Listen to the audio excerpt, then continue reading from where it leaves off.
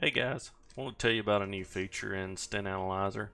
It's the ability to display this main grid into a web browser, which means that you could display it on an iPad, a phone, or just in a web browser, any other kind of device like that.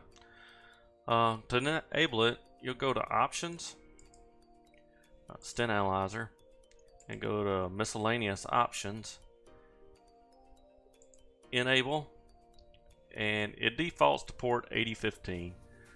You can make this port anything you want to. If you've used JRT or sim racing apps or race labs, you know they use a port to be able to display their stuff on a web browser. So same thing.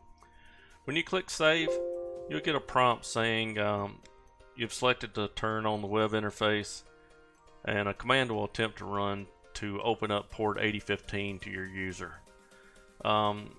If you click OK, this it'll run this command and then you may or may not, depending on how you have your UAC set up, what does that stand for? User access control. You may get one that says, do you want to allow this app to make changes to your device? And you can select yes or no. If you say yes, it'll open up that port. If you don't do this, you have to run Stint Analyzer as an admin. So that's a little inconvenience, but this will actually open up that port and let you not have to run it as an admin. You can click OK. You might see a little DOS old command prompt screen pop up for just a second and it'll disappear. We have to restart Stint Analyzer.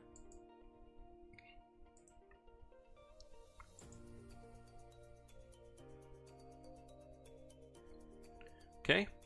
So now we restarted it. Also have iRacing running in the background, so the AI are making laps while this is going on. Now I'm going to type in localhost 80:8015. Refresh this, and you'll see that the information is displayed on the web page. What I want to show is as this data is being updated, you'll see this data will get refreshed every so many seconds. It's like every 5 seconds the web page gets updated, so there is a bit of a delay. You'll see the data changing on the web page. Maybe I'll move this down a little more as the data is changing here. Also, you'll notice if anything I change on one side of the screen here, so let's say I want to sort by 5-lap average. Here in a second this will update and it'll be sorted by a 5-lap average. I want to sort it by fastest time, it'll be sorted by fastest time. So whatever I do over here, it's going to update the web page over here. So the next question you're probably asking, how can I do it on my iPad? Well, you will have to open up your Windows Firewall. And any other firewall you may be running. If you're running like Norton Firewall or AVG, you may have to open up port 8015 to an outside source.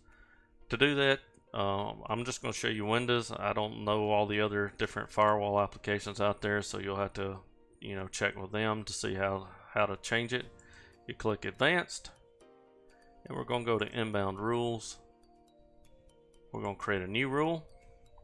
We're going to do a port, click Next, 8015, click Next, allow the connection, click Next, all three of these, click Next, and we're going to call it Stint Analyzer, and we click Finish. I'm going to cancel because I already have one set up. So mine's already set up and enabled, so that opens it up to the outside world, or not the outside world, but your local network. And so then I'll have to key in the IP address. You noticed it refreshed. So 192.168.1.126, that's my local IP address, and 8015, and whatever that's how you'll do it to your other devices.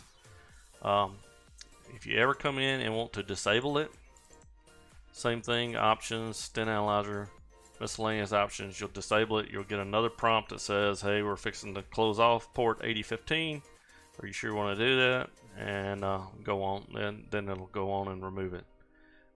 So that's how you can get to the web interface. Also added a couple new buttons here.